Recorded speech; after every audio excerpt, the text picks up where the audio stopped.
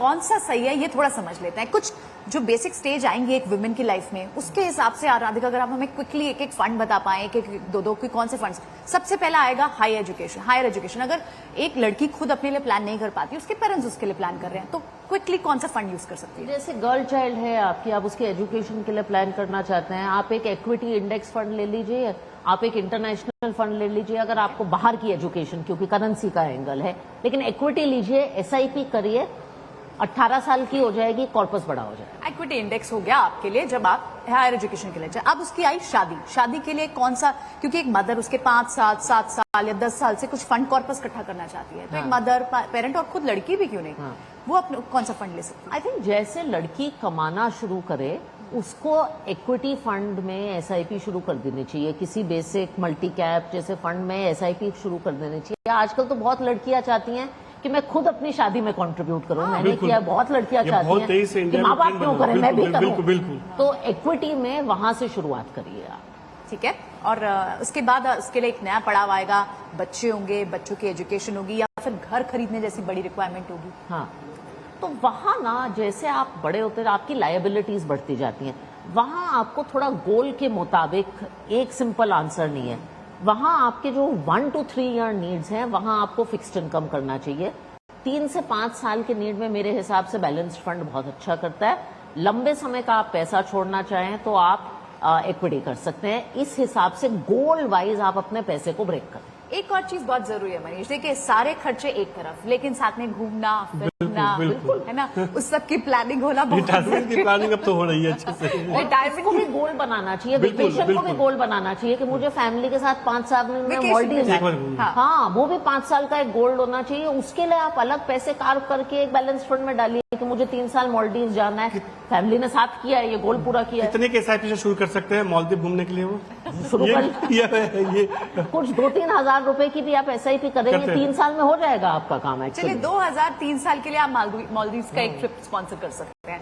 उसके बाद थोड़ी बहुत, क्योंकि वो एक ऐसी स्टेज में आ गई है जहां उसे अब करियर ग्रोथ भी मिल रही है, फाइनेंशियल गोल्स भी हो रहे हैं, तो अब टैक्स प्लानिंग भी आ जाएगी, तो उसके लिए क्या कर सकते हैं? टैक्स प्लानिंग भी आ जाएगी, तो टैक्स प्लानिंग के लिए तो आजकल नई टैक्स रेजिम है, लेकिन ईएलएसएस आप कर सकते हैं। मैं जरूर कहना चाहूंगी कि 40-50 साल की उम्र में आपको रिटायरमेंट के बारे में भी सोच लेना चाहिए, क्योंकि आमतौर से लोग क्या गलती करते हैं, रिटायर होने के बाद रिटायरमेंट के बारे में सोचते हैं और तब ये प्रॉब्लम बहुत बड़ी हो जाती है।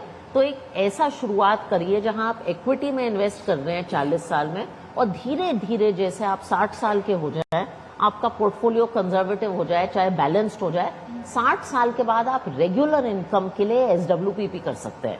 तो 40 से 45 की एज में आप रिटायरमेंट के बारे में भी सोचिए। क्योंकि हमने कई सारे फंड की बातें राधिका ने बताई, कई सारी चीज़ों को बताई, डेट में जा सकते हैं, इक्विटी में जा सकते हैं। मैं आपसे जानना चाहता हूँ, चूँकि आप कई वर्षों से मैं देख रहा हूँ कि आप फंड मैनेज करना, मार्केट से जुड़े रहना, लंबा अर्सा आपने इसमें अनुभव गेन किया है। अगर मैं आपसे कहूँ कि 5 ऐसे काम के टिप्स जो महिलाओं को बताना चाहते हैं, जिनसे उनको भरोसा हो कि हाँ आप बता रही हैं ये ऐसे काम के टिप्स हैं अपने अनुभव के आधार पर, तो क्या होंगे? क्या चीज की टिप्स? 5 टिप्स जिसके आधार पर वो एसआईपी करें। अच्छा, 5 टिप्स। एक तो हमने तो हमारा मंत्रा चेंज कर दिया, हम आजकल टिप्स नहीं देते, हम सिप्स देते हैं खाली। सबसे अच्छा ये है। आज जितने पिक्चर्स खींच रहे हैं सिप बोलकर ही सिप देते हैं। तो सबसे पहले आई थिंक राधिका ने काफी कवर किया है, पर 5 चीजें हम हमेशा बोलते हैं महिलाओं को कि सबसे पहले आपकी अगर हम इंश्योरेंस को छोड़ दें, पर एक इंश्योरेंस एक बहुत जरूरी चीज है, हर महिला को होना, स्पेशली एक हेल्थ इंश्योरेंस होना बहुत जरूरी है। उसके बाद आपकी इमरजेंसी फंड और रिटायरमेंट फंड, ये दोनों चीज आप जरूर पहले अपनी एसआईपी इसमें शुरू करें, क्योंकि ये आपकी फाइनेंशियल सिक्योरिटी है। जैसे मैंने आपसे कहा, हमने एक्चुअली इंटरेस्टिंगली एक सर्वे किया था जब लक्ष्मी में, उसमें विमेन की टॉप मोस्ट जो गोल्स हैं जिसके लिए वो पैसे बचाती हैं, भले ही वो अलमारी में बचाती हो, बैंक में बचाती हो, उसमें सबसे ऊपर आता है चाइल्ड्स एजुकेशन। और एजुकेशन में आप ट्यूशन समझ लीजिए, उनकी कोई एक्स्ट्रा क्लासेस समझ लीजिए। दूसरे नंबर पे आता है ट्रैवल, जैसे आपने कहा बहुत जरूरी है, और तीसरे नंबर पे आता है घर खर्च। और ये 3 चीजों पे महिलाओं का आज भी, बाकी बड़े बड़े जो डिसीजंस है, घर लेना, गाड़ी लेना, उसमें शायद उनका इनपुट हो ना हो या माना जाए नहीं जाए, पर इन 3 चीजों को वो काफी रिस्पॉन्सिबिलिटी से वो करती हैं।